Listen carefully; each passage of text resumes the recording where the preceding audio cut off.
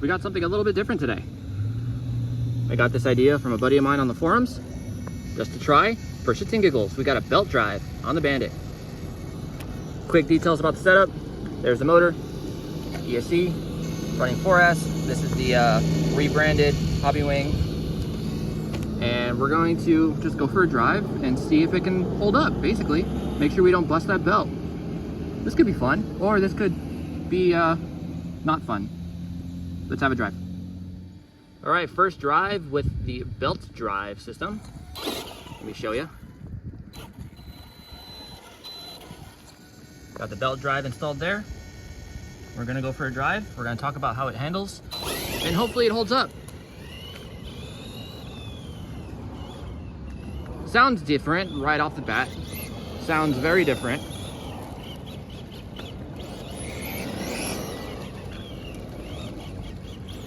I think my slipper might be a little bit on the loose side. Perhaps that's a good thing. Yeah, slipper is definitely on the loose side. We can adjust that later. But let's enjoy this car and just see if it holds up. I should probably put a gear cover on it, but I didn't even test fit to see if a gear cover would fit over this. I don't see why not.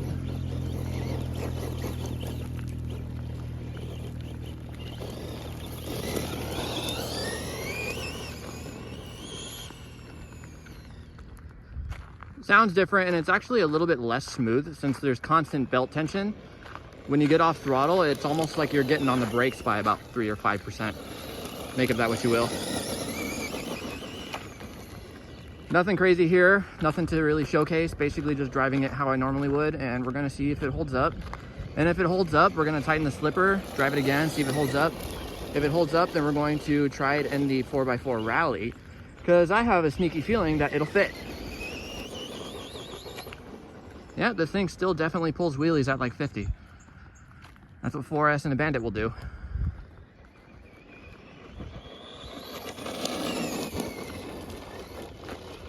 I don't know what ratio it is, honestly. I'd have to count the ribs on the pulleys, the gears, so to speak. I don't know if I mentioned, but it is really wicked hot. We're coming into summer here. It's already like 90 degrees. It's only like 11:30 in the morning, by the way. Yesterday we saw a high of 108.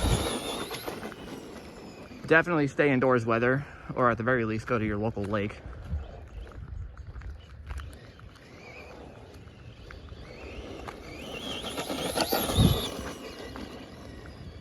I wonder if that slipper has kind of gotten warm and is gripping more because it seems tighter now.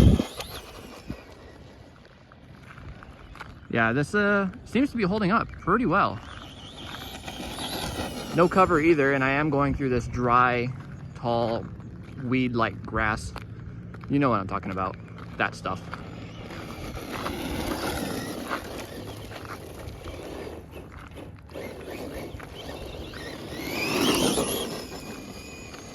Has a unique sound, that's for sure.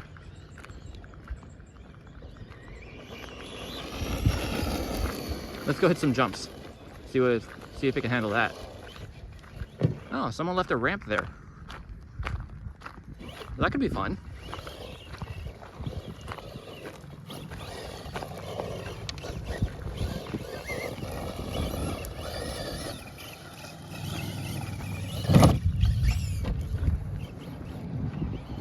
So far, so good.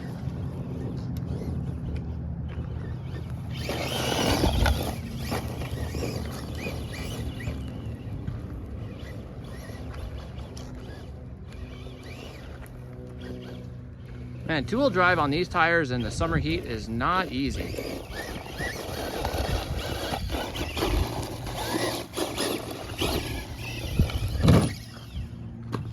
Nice. That's a fun little ramp.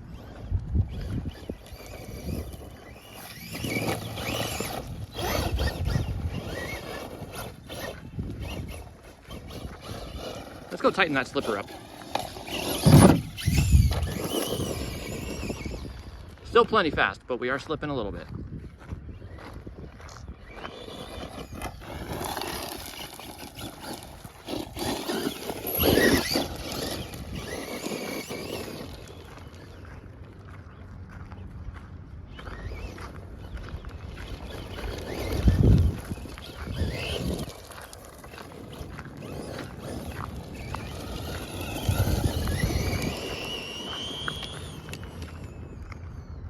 All right, let's bring it back.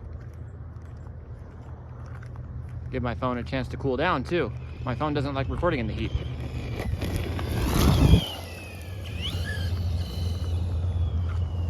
We'll be right back. All right, we're back. We tightened that slipper up all the way, bottomed it out completely. Jesus. Oh yeah, I can definitely hear that tire braking traction.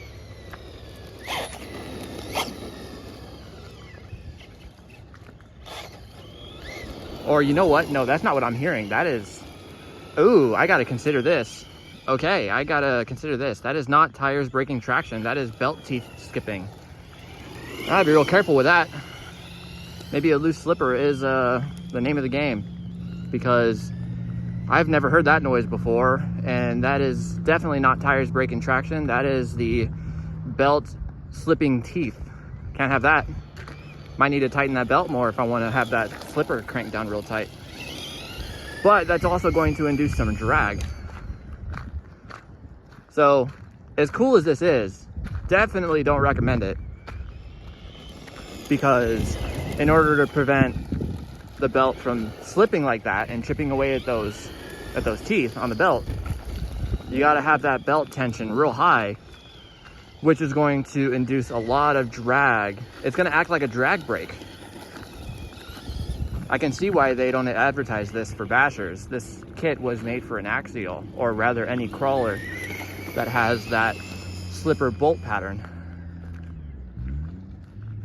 Definitely cool, but don't recommend it for if you're chasing speed with maximum efficiency, or if you don't like working around the drag brake and how that works. Gears are definitely better, for sure. It is fun though, it is different. And as long as you're not slipping that belt, it should be reasonably durable. And of course I am running this on 4S with heavy throttle. So, you know, tune accordingly. Let me see if I can squeeze out max throttle.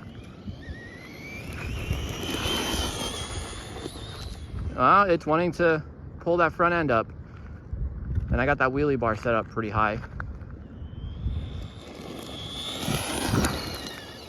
Yeah, that's pretty good. That's pretty good. I might want to tighten that belt up a little bit. And setting belt tension on this isn't the easiest thing in the world, because of course you only have the eccentric screws, the eccentric screw holes to slide the motor around. So you kind of have to manhandle it to set belt tension.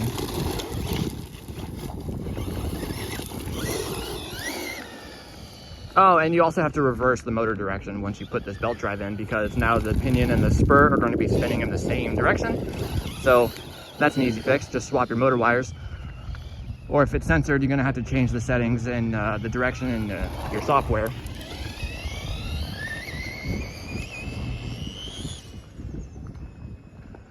Honestly though, I'm pretty surprised.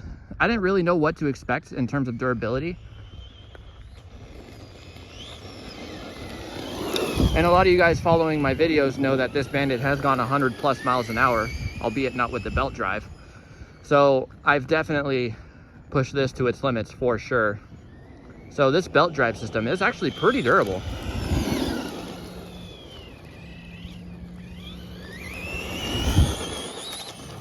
Yeah, it definitely still wants to pull the front end up. So it's got plenty of durability to handle that level of power, for sure.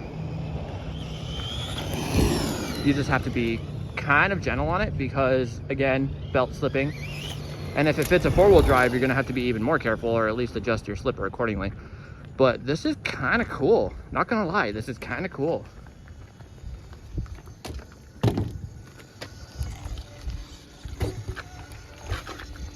Zoom in on that real quick. Yeah, this is pretty rad. I wonder if it gets hot. Yeah, it's a little warm, a little warm. Yeah, it's definitely warm. Let me see if I can get a closer look at the condition of the belt teeth. I wonder if you can get replacement belts for this too. Like just the belts without having to get the whole new kit.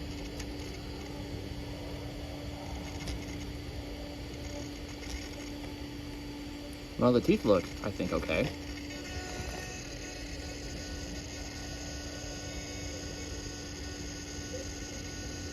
But yeah, this is pretty rad. This is pretty rad. I don't recommend it for performance, but just for cool factor, I mean, can't lie, this is pretty rad. Got the belt drive all installed. Certainly cool and a little different. Not the easiest install in the world. We'll probably put it back on the two-wheel drive, but it is indeed possible.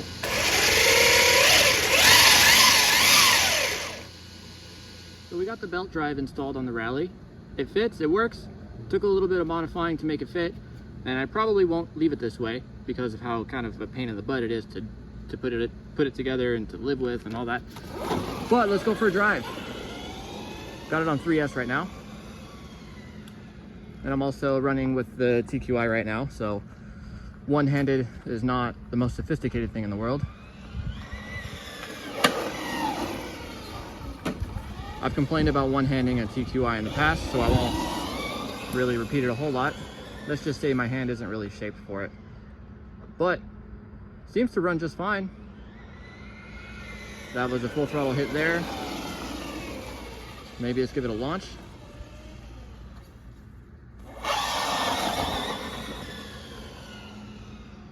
Not a fully charged battery, but enough to get some testing in.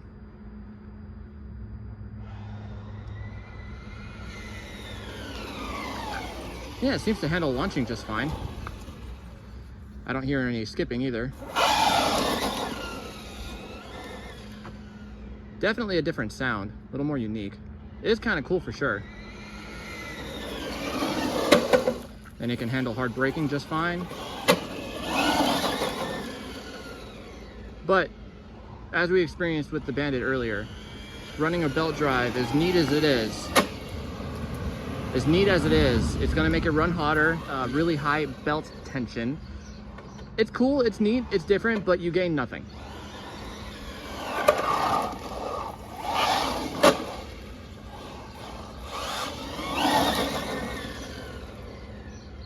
Other than the cool factor, there is objectively no reason a belt drive should be used. But it was a fun little experiment and it was cheap. It's like 10 bucks. Fun, for sure. For sure. And this is why I don't like one-handing a TQI, because I just can't drive as well as I normally would with my DX5 Pro. Or indeed an SLT3 or a DX3. Make of that what you will.